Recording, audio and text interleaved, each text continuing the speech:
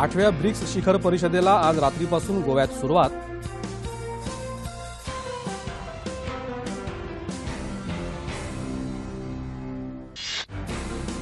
भारत आणि रशिया दरम्यान झाली द्विपक्षीय चर्चा। दोन्ही देशांदरम्यान 16 महत्त्वपूर्ण करारांवर स्वाक्षऱ्या।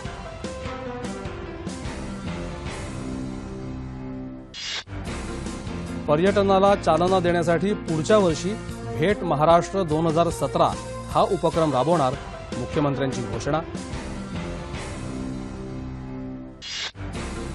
केंद्र आणि राज्य सरकार बौद्ध धर्माशी संबंधित विविध स्थळांचा विकास करणार, राज्यात अद्ययावत बौद्ध केंद्र उभारणार, मुख्यमंत्र्यांची माहिती।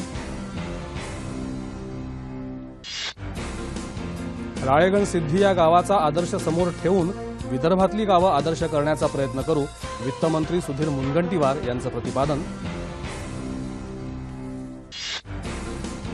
सण उत्सवांच्या काळात सवलतीच्या दरातील डाळी नागरिकांना उपलब्ध करून देण्यासाठी केंद्र सरकार देशभरातल्या टपाल कार्यालयांचा उपयोग करून घेणार, ग्राहक व्यवहार खात्याचे सचिव हेम पांडे यांची माहिती। मराठा समाजाला आरक्षण, कोपर्डी घटनेतील दोषींना फाशी यासह विविध मागण्यांसाठी कोल्हापुरात निघाला आज मराठा मूक मोर्चा। अॅट्रॉसिटी कायदा कोणत्याही परिस्थितीत रद्द होऊ शकत नाही, मात्र चर्चेनं सुधारणा शक्य, केंद्रीय सामाजिक न्याय राज्यमंत्री रामदास आठवले यांचं प्रतिपादन। नाशिकमधली परिस्थिती पूर्वपदावर, संवेदनशील भागात पोलीस बंदोबस्त, इंटरनेट सेवा सुरू।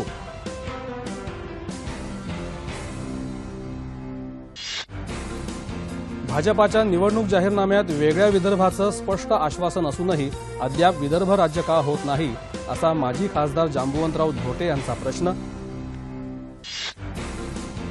देशातल्या IIT अर्थात भारतीय तंत्रज्ञान संस्थांना आपलं शैक्षणिक शुल्क निश्चित करण्याची परवानगी मिळण्याची शक्यता, IITला अधिक स्वायत्तता मिळावी या दृष्टीनं हा प्रयत्न असल्याचं अधिकृत सूत्राचं मत। खाद्यपदार्थ आणि भाजीपाल्याच्या किमती कमी झाल्यानं सप्टेंबर महिन्यात घाऊक किमतीवर आधारित चलन फुगवट्याच्या दरात घसरण, दर 3.57% पोहोचला। पिण्याचं बाटलीबंद पाणी तसंच शीतपेय नमूद केलेल्या किमतीपेक्षा जास्त दरानं विकणाऱ्यांविरोधात कारवाई केली जाईल, केंद्रीय ग्राहक संरक्षण मंत्री रामविलास पासवान।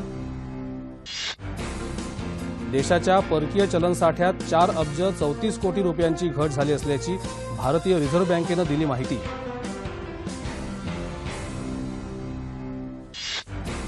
ठाणे जिल्ह्यातल्या मीरा रोड इथल्या कॉल सेंटर घोटाळा प्रकरणी चौकशीसाठी अमेरिकेच्या FBI तपास संस्थेचे अधिकारी पोहोचले ठाण्यात, ठाणे पोलिसांशी केली चर्चा। भारतरत्न माजी राष्ट्रपती डॉक्टर APJ अब्दुल कलाम यांच्या 85व्या जयंतीनिमित्त राज्यात वाचन प्रेरणा दिनाचं आयोजन। कोजागिरी पौर्णिमेनिमित्त आज विविध धार्मिक आणि सांस्कृतिक कार्यक्रमांचं आयोजन।